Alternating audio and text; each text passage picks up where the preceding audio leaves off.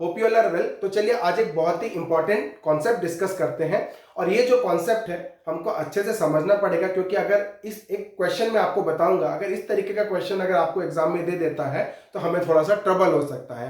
तो हमको समझना है कि किस तरीके से इस क्वेश्चन को अपने को हैंडल करना है, और उसके लिए कॉन्सेप्ट क्या जरूरी है, मीन वर्सेस मोड की जानकारी। मीन वर्सेस मोड की जानकारी मतलब किस सिचुएशन में मीन निकालना है और किस सिचुएशन में मोड निकालना है। ठीक है, तो वो समझेंगे हम एक एग्जांपल के माध्यम से।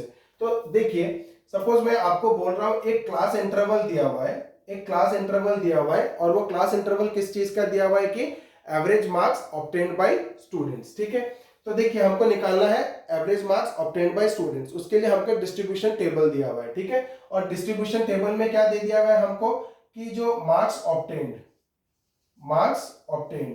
ठीक है, ये ले रहे हैं, और यहाँ पे ले रहे हैं हम लोग नंबर ऑफ स्टूडेंट्स, कितने बच्चों ने मार्क्स लाया, कितने बच्चों ने मार्क्स लाया।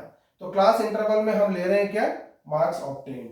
ओके, तो देखिए मान के चलिए 10 से 15 मार्क्स 5 बच्चों का आया, 15 से 20 मार्क्स 6 बच्चों का आया, 20 से 25 मार्क्स 9 स्टूडेंट्स का आया, 25 से 30 मार्क्स मान के चलिए 3 स्टूडेंट्स का आया। ठीक है, और 30 से 35 मार्क्स 16 स्टूडेंट्स का आया। ठीक है, ये हमारा हमको दे दिया गया हमारा फ्रीक्वेंसी डिस्ट्रीब्यूशन टेबल।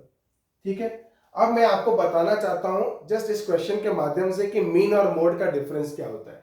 अगर आपको क्वेश्चन में दे दिया हुआ है, ये टेबल आपको दे दिया हुआ है और क्वेश्चन में बोल दिया है find the average marks, find the average marks obtained by, find the average marks obtained by the students, find the average marks obtained by the students, find the average marks obtained by the students। Second question same frequency distribution table के लिए एक different प्रकार of question पूछ दिया। वो क्या है, find the average marks, find the average marks, find the average marks obtained by most of the students, obtained by most of the students। तो यहां पे एक चीज समझने के लिए कोशिश कीजिए, क्या ये दोनों क्वेश्चन डिफरेंट है या सेम है। पहला क्वेश्चन में दिया हुआ है टेबल दोनों के लिए सेम है, फ्रीक्वेंसी डिस्ट्रीब्यूशन टेबल दोनों के लिए सेम है। हमको पूछा है पहले क्वेश्चन में find the average marks obtained by the students, और सेकेंड क्वेश्चन में क्या पूछा है, find the average marks obtained by most of the students. सिर्फ एक वर्ड क्या यूज कर दिया एक्स्ट्रा, सेकेंड वाले क्वेश्चन में obtained by most of the students. तो यस, ये दोनों क्वेश्चन क्या है, एक दूसरे से डिफरेंट है। ये दोनों क्वेश्चंस क्या है, एक दूसरे से डिफरेंट है। ये क्वेश्चन में सिंपली आपको एवरेज मार्क्स मांगा है, और इस क्वेश्चन में मांगा है कि एवरेज मार्क्स तो निकालो, लेकिन मोस्ट ऑफ द स्टूडेंट्स जो एवरेज मार्क्स लाए हैं वो मेरे को बताओ।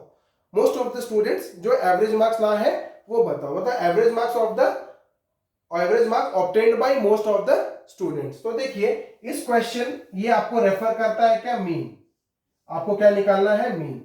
और जब ये बोल रहा है कि मोस्ट ऑफ द स्टूडेंट्स का मेरे को एवरेज मार्क्स चाहिए जो ऑब्टेन किए हैं, average marks obtained by most of the students, तो इसमें आपको क्या निकालना है, मोड। इसमें क्या निकालना है, मोड। तो जब सिंपली आपको एवरेज मांगेगा तो आप मीन निकालोगे, और जब आपको बोलेगा कि marks obtained by most of the students तो आपको क्या निकालना रहेगा, मोड निकालना रहेगा। तो ये ध्यान देना है कि ये सब दोनों सेंट्रल टेंडेंसी है, तो मीन और मोड, और इसमें डिफरेंसेस क्या है मैंने एक एग्जांपल के माध्यम से बताया। तो एग्जाम में अगर एक क्वेश्चन आ जाता है, देखिए नॉर्मली हमारा क्वेश्चन किस तरीके से आता है, फाइंड द मीन। एक फ्रीक्वेंसी डिस्ट्रीब्यूशन टेबल देता है और बोलता है फाइंड द मीन। सिमिलरली एक फ्रीक्वेंसी डिस्ट्रीब्यूशन टेबल देगा और आपको बोलेगा find the mode, but mode नहीं पूछ के, फाइंड द मीन या फाइंड द मोड नहीं पूछ के, अगर वो इस तरीके से पूछ देता है कि find the average marks obtained by most of the students, तो आपको क्या निकालना पड़ जाएगा, मोड निकालना पड़ेगा। और अगर आप मीन निकाल के आ जाते हो तो गलत हो जाता है ना। और जैसे find the average marks obtained by the students, तो ये तो हम लोग का यहाँ से भी समझ में आ जाता है डायरेक्टली स्टेटमेंट से कि ये मीन है। तो इसको थोड़ा सा ध्यान देना, हल्का सा डिफरेंस है, बट आंसर दोनों के अलग अलग है। तो आज के वीडियो में इतना ही, बने रहिए मेरे साथ मेरे आगे वीडियोस के लिए, जहां पे और कुछ इंटरेस्टिंग कॉन्सेप्ट्स आपके लिए लेके आएंगे और आपकी अंडरस्टैंडिंग उस पर क्लियर करेंगे। Thank you.